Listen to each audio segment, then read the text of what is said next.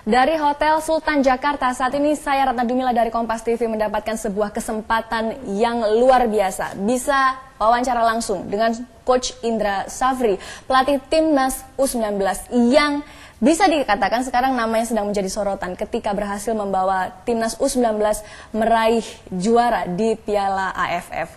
Namun saat ini tantangan masih terus menghadang karena mereka sekarang sedang berkonsentrasi untuk menjalani kualifikasi Piala AFC U19. Halo Coach, apa kabar? Baik. Kabarnya baik? Alhamdulillah, baik. Oke. Saya mengucapkan selamat ketika kemudian Anda berhasil membawa Timnas U19 akhirnya bisa menjadi juara. Tapi rupanya publik belum puas dari itu. Ada ekspektasi yang luar biasa. Menghadapi kualifikasi Piala AFC U19, apa sejauh ini persiapannya Coach? Ya, yang pertama kita bersyukur dulu kita sudah diberikan kemenangan yang kita tunggu dari sudah 22 tahun dan kita alhamdulillah sudah bisa mencapai itu. Pertama secara psikis anak-anak lebih confident tentu dengan lebih percaya diri bahwasanya memang dia mampu untuk bisa berprestasi. Jadi momentum kita kemarin juara bisa dijadikan momentum awal kita untuk melangkah lebih tinggi. Yang percaya diri rupanya memang juga bukan hanya pelatih, pemain, tapi Indonesia pun sekarang juga mulai merasa percaya diri. Alhamdulillah. Kalau kita berbicara kualifikasi Piala AFC U19, itu tidak main-main. Kita diharapkan juara grup, kita memang satu grup dengan Laos, kemudian Filipina, Korsel, dan Korea Selatan. Ini apa tanggapan Anda? Dari awal tim ini kita persiapkan dengan suatu keyakinan bahwasanya bangsa ini adalah bangsa yang besar, punya potensi yang besar dan kita harus yakin bahwa potensi itu kita bisa optimalkan. Tidak ada sedikit pun keraguan bagi kami mau menghadapi Korsel, mau menghadapi siapapun. Korea Selatan itu kan bukan lawan yang enteng Coach. Kalau kita bilang kita harus jujur kalah pengalaman. Mereka juga sudah pernah di panggung Piala Dunia. Ya, selama ini itu mungkin yang terlupakan oleh para pembina dan pelatih. Kalau sudah saban hari kita pikirkan lawan itu hebat, otomatis kita akan menjadi orang yang tidak hebat. Jadi minder? Jadi minder. Percaya dirinya sekarang yang kita turun. tanamkan, ini negara besar. Negara yang bisa mencari bibit-bibit yang bisa untuk bersaing di tingkat Asia. Contoh, pemain-pemain ini dari segi fisik, dari hasil tes fisik kita sudah di atas rata-rata. Kalau tadi saya berkata bahwa bisa jadi ini lawannya berat, apakah ketakutan itu juga dirasakan oleh para pemain atau kekhawatiran itu juga dirasakan oleh adik-adik di U19?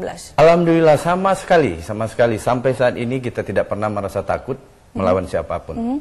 Dan tentu tidak terlepas dari kerja keras, tidak saja hanya menghilangkan rasa minder, tapi priorisasi latihan-latihan yang kita lakukan betul-betul kita rencanakan secara baik. Kalau kita berbicara untuk menang di kualifikasi grup, di grup G, sejauh ini optimisme Anda sampai mana? Sangat optimis. Kita selalu dari mulai AFF kita akan selesaikan. Jangan hanya memikirkan Korea Selatan, Laos juga lawan yang kuat, Filipina juga lawan yang kuat, termasuk Korsel.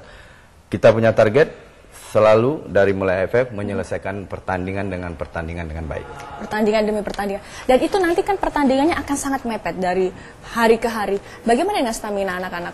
Kita sudah terbiasa dari AFF yang dari mulai tanggal 22 kita bermain itu sebanyak 7 kali pertandingan kita lakoni, main istirahat dan selalu dalam 7 kali pertandingan 10 hari. Dan itu tidak masalah dan tidak ada masalah untuk kita. Kalau berbicara pada saat kemarin final Piala AFF, kita berlangsungnya ada di Sidoarjo, Jawa Timur. Sidoarjo. Kemudian sekarang ada banyak pertandingan yang kemungkinan akan berlangsung di Jakarta. Apa bedanya? Bahkan termotivasi. Jadi saya bicara dengan pemain. Cita-cita mereka dari kecil ada bermain di GBK. Sekarang itu sudah tercapai. Mereka akan buktikan besok mulai dari tanggal 8. Cita-cita para pemain ingin bermain di GBK. Siapa yang punya cita-cita itu? Hampir semua pemain yang ada sekarang ingin bermain di GBK. Karena nilai sejarah GBK dan mereka juga punya ambisi atau keinginan yang kuat untuk tampil baik di GBK. Oke. Ada banyak sekali ekspektasi kepada tim U19. Mungkin bukan banyak, besar, sangat besar. Ada yang ingin U19 ini nanti bisa menang di SEA Games, atau kalau bisa kita ke Piala Dunia U19 di Brunei. Pernahkah ada ini menjadi sebuah beban mental? Tidak. Jadi begini, memang ada rencana ke depan, tetapi kan kita harus bikin suatu perencanaan yang betul-betul kita bikin bertahap. Nah, ini kan tugas pertama yang diberikan ke kami adalah menyelesaikan dengan target juara AFF. Itu tercapai. Target kedua adalah lolos, ya, lolos ke kualifikasi Piala AFC. Ke depan nanti tentu ada format yang paling pas yang mungkin akan dipikirkan oleh BTN ke depan. Coach, pada kualifikasi Piala AFC, saya mungkin bisa mengatakan adalah sebuah hal berat ketika Anda punya pasukan 31, kemudian harus dipotong jadi 23. Karena memang begitu persyaratannya. Bagaimana melakukan itu? Karena saya membayangkan beberapa anak yang kemudian tidak termasuk dalam 23 pemain itu, pasti mereka ada perasaan kayak down atau mungkin ada perasaan sedih. Ada yang kami terapkan, yaitu kalau memilih pemain tentu dengan standar. Kalau bicara Asia, standar kita memang harus standar Asia. Dan tentu ada parameter untuk mengukur standar itu. Tim ini berawal dari 160 pemain. Nah, sekarang menciut jadi 31 pemain. Kita sebagai tim pelatih bisa menjelaskan kepada mereka kenapa dia tidak terpilih, kenapa dia terpilih. Karena semua ada ukurannya. Tapi mereka akan tetap di skuad U19. Yang 31 sudah termasuk skuad yang akan kita pertahankan. Tetapi untuk tim usia muda selalu ada sistem promosi dan degradasi. Ada pernah menangkap, Coach, mungkin ada pemain dari U19 ini yang sempat down? Sampai saat ini belum, karena waktu rekrutmen kriteria yang kita tetapkan betul-betul ketat termasuk mental. Kalau dia misalnya down, itu termasuk mental yang kurang Jadi bagus. bukan hanya fisik tapi mentalnya? Ada 4. Skill pertama, kemampuan taktikal, fisik, dan mental.